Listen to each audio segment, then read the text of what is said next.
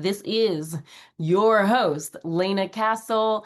I am the founder of this channel, Speakers and Stages. And if you've ever had that awkward moment when an event organizer asks you, what's your fee? And you freeze, discount yourself, or you say, what's your budget?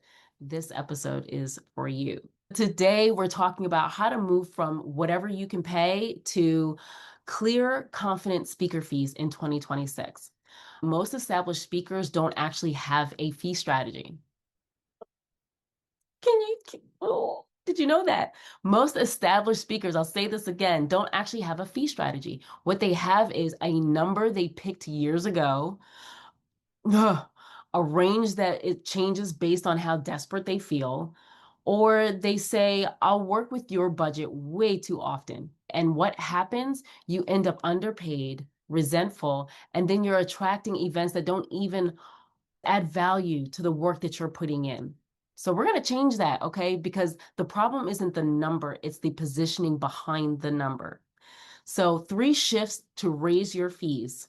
Shift number 1, decide your anchor fee, not a random range. Instead of sometimes I charge 3,000, sometimes I charge 5,000, sometimes less, you decide. My standard keynote fee in 2026 is X. Then you can flex around with corporate versus nonprofit, local versus travel, and add-ons like workshops and Q&A and consulting, right? So the point is you're starting from a decision and not from fear. That's a nugget. Number 2, shift, okay? Align your assets with your ask. They ask you, what is your fee? Your assets have to match your fee, okay?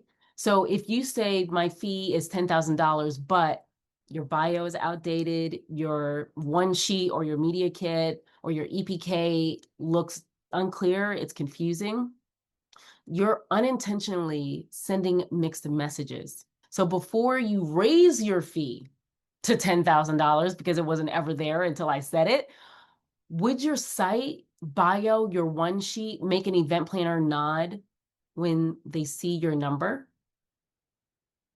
I hope. I hope so. If not, cleaning it up is one of the fastest ways to support a higher rate. Absolutely, hands down. So shift number 3 is practicing your fee out loud. Get confident. You have to actually practice saying it. A lot of speakers know that their fee is in their head, but can't say it without apologizing for it. So my keynote fee for 2025 is, and you got to do a full stop, silence. My keynote speaker fee is $25,000.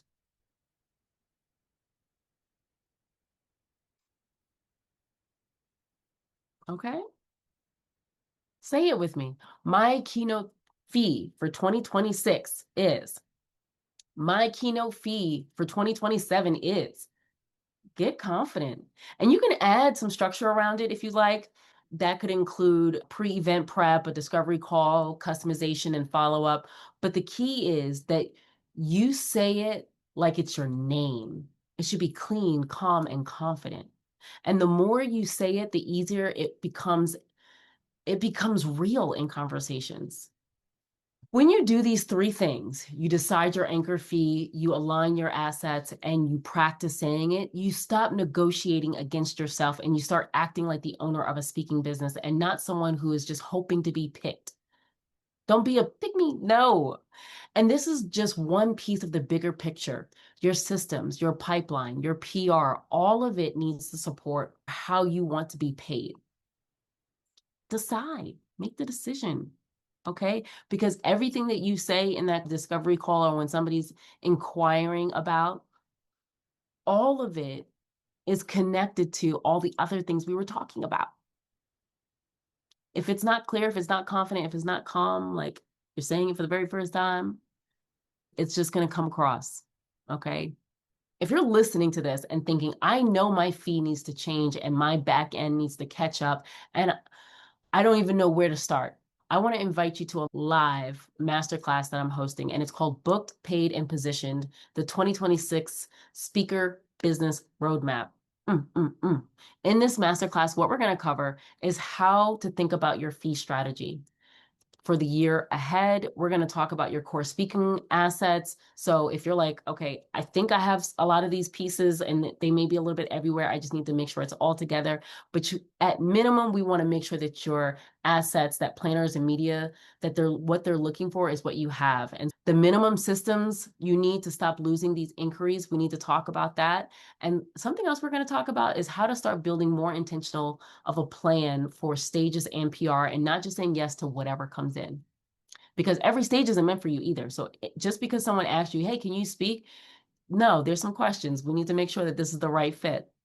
You can also get a booked, paid, and positioned 2026 checklist just for registering, okay? So if you're ready to stop discounting yourself and start treating your speaking business like a real business, use the link in the description to save your seat because spots are limited. So grab yours if this is resonating with you.